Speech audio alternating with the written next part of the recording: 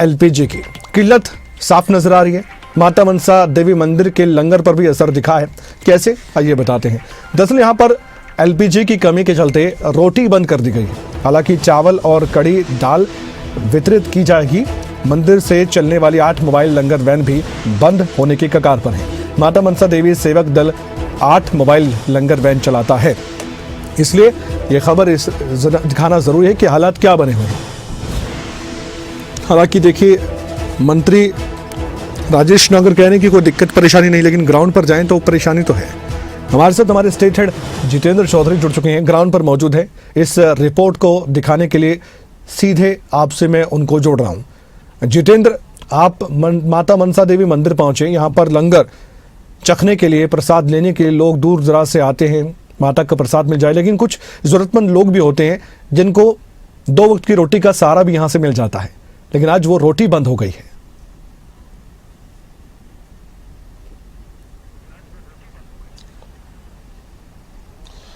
देखिए, बिल्कुल कमल, इस वक्त हम माता मनसा देवी के जो प्रांगण है यहाँ पर मौजूद है, जहाँ पर न्यू लंगर हॉल इसे कहा जाता है। ये दूसरा हॉल है।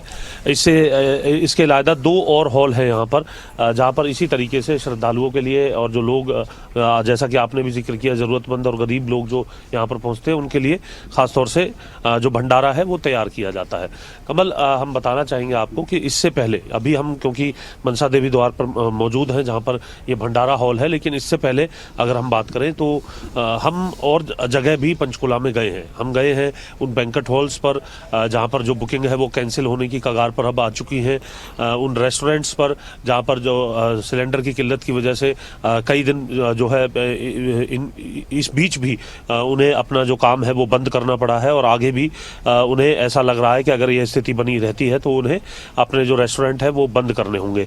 हम गए हैं ताऊ देवीलाल स्टेडियम में, जहाँ पर जो खिलाड़ियों के लिए जो खाना बनता है, वहाँ कमर्शियल सिलेंडर की आज आखिरी, ये कह सकते हैं, सिलेंडर जो है वहाँ पर लगा हुआ है। इसकी अरेंजमेंट को लेकर के भी हमारी डीएसओ से बात हुई है। उनका कहना है कि अगर कमर्शियल सिलेंडर नहीं होगा तो घरेलू सिलेंडर का जो है उपयोग किया जाएगा, उसे अरेंज करने की कोशिश की जाएगी। लेकिन कब तक ये ऑपरेशन जो है वो निरंतर चलता रहेगा, इसमें कोई दिक्कत नहीं आएगी, ये स्पष्ट तौर से नहीं कहा जा सकता। आप देख सकते हैं, हम जहाँ मनसा देवी भंडारा हॉल के बाहर खड़े हुए हैं, वहाँ आज ये बोर्ड लगा हुआ है, और दूसरी तरफ ये वैन है, करीब 14 वैन है कमल ये, और प्रत्येक वैन के अंदर 500 लोगों का जो खाना है वो यहाँ से जाता है। अब ये खाना कहाँ जाता है वो चीज़ और भी ज़्यादा इम्पोर्टेंट हो जाती है, क्योंकि पीजीआई के अंदर, सेक्टर 16 अस्पताल के अंदर, चंडीगढ़ में सेक्टर 32 अस्पताल के अंदर, सेक्टर 6 पंचकुला के अस्पताल के अंदर भी ये वैन जो है वो ज़रूरतमंदों तक खाना पहुँचाने, निःशुल्क खाना पहुँचाने का काम जो है करते हुए नज़र आती है। और आप देख सकते हैं कि अब ये किस तरीके से यहाँ पर चक्का जाम होकर के खड़ी हुई हैं, क्योंकि ये जो वैन है, इनके अंदर जो भोजन जो जाता है, जो भंडारे का भोजन जो जाता है, वो अब नहीं जा पा रहा है। साथ ही अंदर आपको हॉल की तरफ भी हम लेकर के चलेंगे। हॉल में भी किस तरीके से सन्नाटा पसरा हुआ है, जहां पर लोग जो है वो सुबह करीब 11:30 बजे से 3 बजे तक जो भंडारा है, प्रसाद है, वो यहाँ पर लेने के लिए आते हैं, और शाम को 6 बजे से 8 बजे तक जो है प्रसाद लेने के लिए लोग पहुँचते हैं। उस हॉल को भी हम लोगों को दिखाना चाहेंगे, और इसी तरीके से अन्य 2 हॉल के अंदर भी जो स्थिति है वो बनी हुई है, यानी कि केवल इस जगह से वैन के माध्यम से और इस हॉल के माध्यम से 12 से 15 हज़ार लोग जो हैं वो खाना उन तक पहुंचता था। लेकिन अब आप देखेंगे तो सन्नाटा पूरे तरीके से पसरा हुआ है। यहाँ पर जो किसी भी तरीके से लोग अगर आ भी रहे हैं तो उन्हें बाहर लगे बोर्ड को देखने के बाद उन्हें वापस जाना पड़ रहा है, या फिर जो गार्ड है उनकी तरफ से ये जानकारी दी जा रही है कि जो खाना है वो नहीं बन पा रहा है, क्योंकि पर्याप्त सिलेंडर नहीं है। और सिलेंडर की खपत की भी अगर हम बात करें तो 25 से 30 सिलेंडर की खपत प्रत्येक दिन की यहाँ पर है। तो ऐसी स्थिति में अब ये हाल जो है वो बना हुआ है, चाहे वो मार्केट की बात करें, चाहे मनसा देवी में मौजूद इन तीनों भंडारे हॉल की बात करें। हमारे साथ संजय जी हैं जो कि जीएम हैं, उनसे भी जान लेते हैं कि कब से ये स्थिति यहाँ पर बनी हुई है। संजय जी, ये स्थिति कब से ये बनी हुई है भंडारा हॉल की, और ये वैन कब से खड़ी हुई? सोमवार से यही स्थिति बनी हुई है। सोमवार को हमारा वैसे भी एजेंसी बंद रहती है, तो मंगलवार को हमने उनसे कांटेक्ट किया, भाई सिलेंडर नहीं पहुंचे हैं। वो कह रहे हैं सिलेंडर्स वो भी अवेलेबल ही नहीं है हमारे पास स्टॉक में। तो तब से यही स्थिति बनी हुई है। कितने सिलेंडर आपको प्रत्येक दिन की जो है जरूरत होती है? 25 से 26 सिलेंडर हमारे लगते हैं डेली।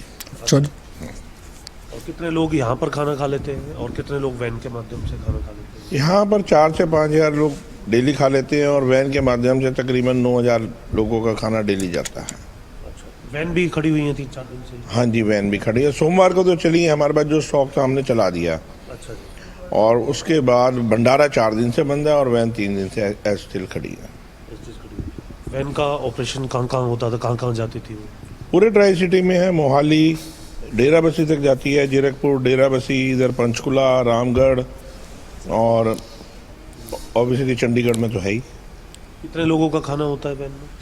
प्रत्येक गाड़ी में 500 लोगों का खाना होता है, अच्छा। More than 500। कोई हॉस्पिटल्स के लिए भी जाती है? हाँ, हॉस्पिटल्स हैं, 32 में जाती है, 16 चंडीगढ़ जाती है, पीजीआई में जाती है, ओपीडी में भी लगती है पीजीआई के। अच्छा। हाँ, और 6 इधर पंचकुला में और मनी माजा डिस्पेंसरी पे।